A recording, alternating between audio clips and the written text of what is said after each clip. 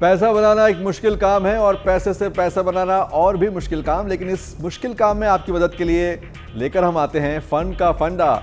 एक बार फिर आपके साथ मैं हूं मेहराज दुबे और हमारे साथ है धीरेन्द्र कुमार, वैल्यू रिसर्च के CEO और फाउंडर। धीरेन्द्र, आपका बहुत बहुत स्वागत है। धीरेन्द्र और ये शो कभी अपने फ़ायदे के लिए आपको गलत सलाह नहीं देते और इसीलिए आज हमें आपको कुछ खास बात बतानी है। वो है करोड़पति बनने में आपकी मदद करना है, अपनी बचत से करोड़पति। तो आज फंड का फंडा में कुछ ज़रूरी बातें बिना वक्त बर्बाद किए आपको बताता हूं कौन सी 3 खास बातें अभी अगले आधे घंटे में हम बात करने वाले हैं। अपनी छोटी सी बचत से कैसे बनेंगे करोड़पति, कितने साल तक कितने हजार का निवेश आपको बना सकता है करोड़पति, दिखाएंगे आज आसान रास्ता।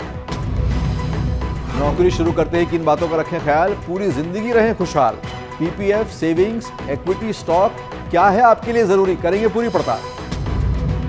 और आपको हर बार की तरह आज भी बताएंगे क्रिप्टो की दुनिया के फंडे। क्या आप भी करोड़पति बनने का ख्वाब देखते हैं या 1 करोड़ से ज्यादा का निवेश अपने अकाउंट में रखने की बात करते हैं? यही एक बड़ा सवाल आज हमें डिस्कस करना है धीरेन्द्र से और आज के फंड का फंडा में। धीरेन्द्र, सबसे बड़ा सवाल ये कि अगर कोई टारगेट लेके चल रहा है कि 1 करोड़ का कैपिटल बनाएगा, 1 करोड़ का अपने पोर्टफोलियो बनाएगा, तो क्या ये फिजिबल है, क्या ये हो सकता है? नहीं, ये बिल्कुल फिजिबल है। छोटी सी रकम से, छोटी सी बचत से, छोटी सी लगातार बचत से आप एक बड़ी पूंजी इकट्ठा कर सकते हैं। वो जो कहा जाता है कि बूंद बूंद से घड़ा भर जाता है, वो सचमुच में ये घड़े से ज़्यादा बेहतर तरीके से भरता है, क्योंकि जो पैसे में जो घड़े में तो केवल वही पानी जाता है जो आप डालते हैं जी। यहाँ पे तो डाला हुआ जो पैसा है वो अपने आप काम भी करना शुरू कर देता है। तो ये जो कंपाउंडिंग का जादू है कि आपका पैसा कमाता है और कमाने के बाद जो बढ़ा हुआ रकम है वो भी कमाता है। तो अगर आप 1300 रुपये से 30 साल में आप 1 करोड़ रुपए इकट्ठा हो जाएगा।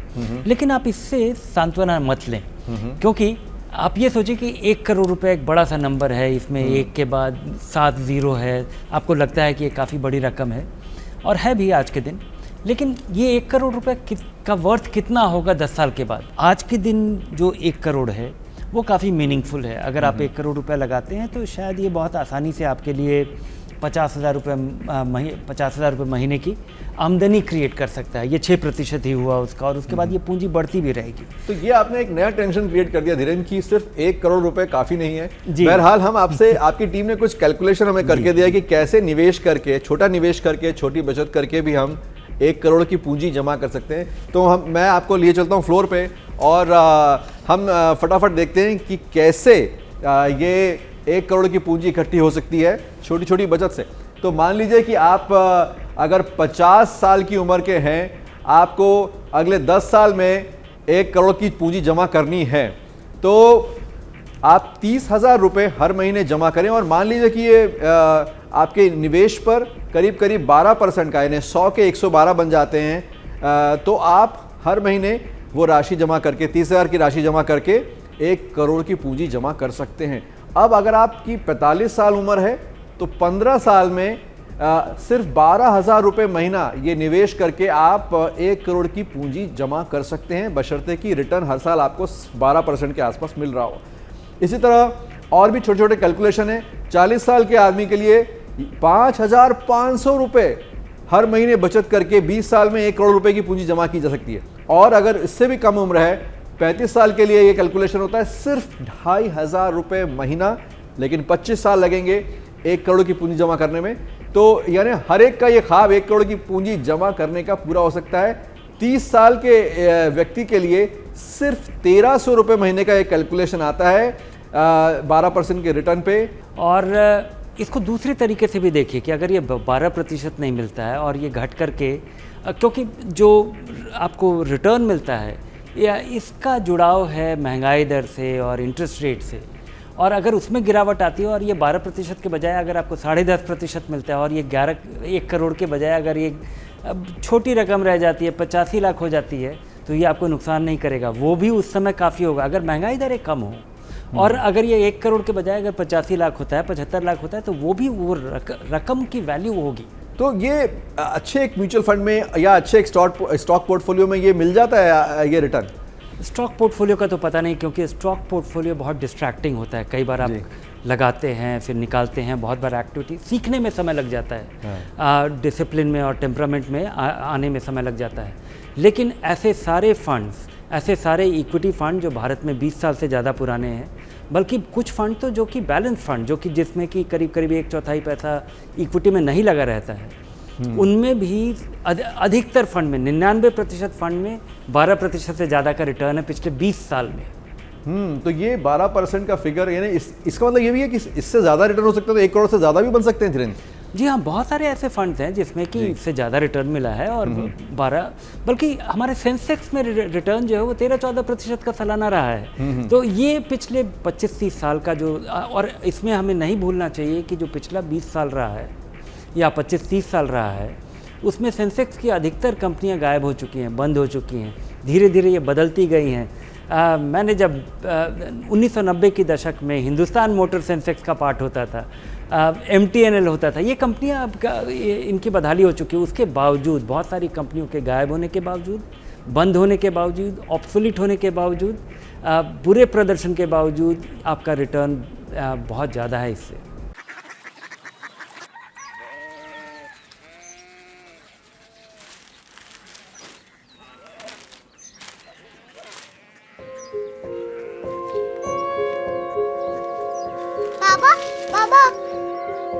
Korea city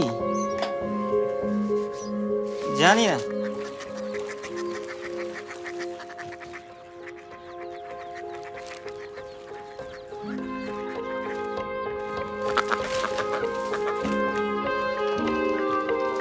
Korea city?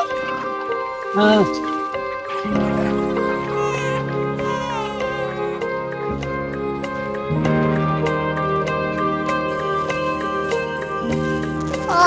Korea city कहाँ पे है? शहर अंग्रेजी लगे हैं।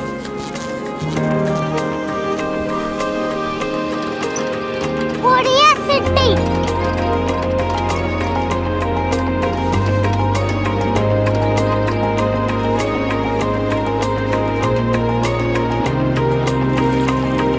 वो बहुत दूर है।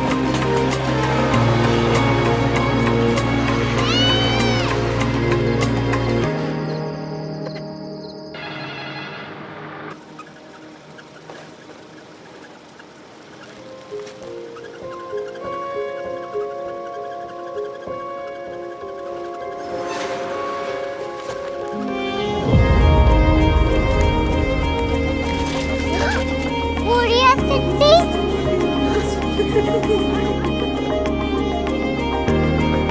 दुनिया को कुछ लोग बड़े होते हैं। कोरिया सिटी कहाँ है? प्रोफेसर साहब को पता होगा। हो, ये छोटा वाला ग्लोब लगता है, और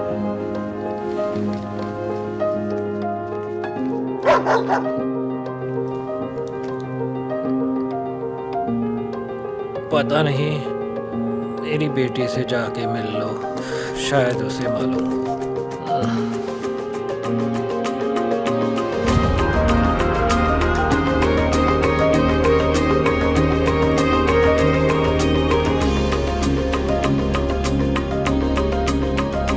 हाय,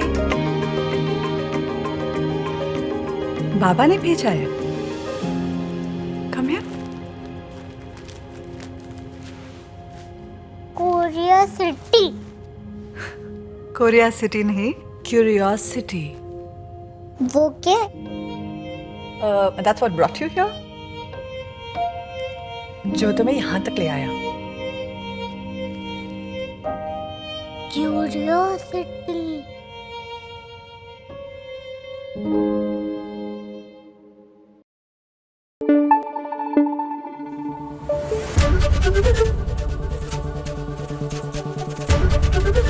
ABP न्यूज आपको रखे आगे।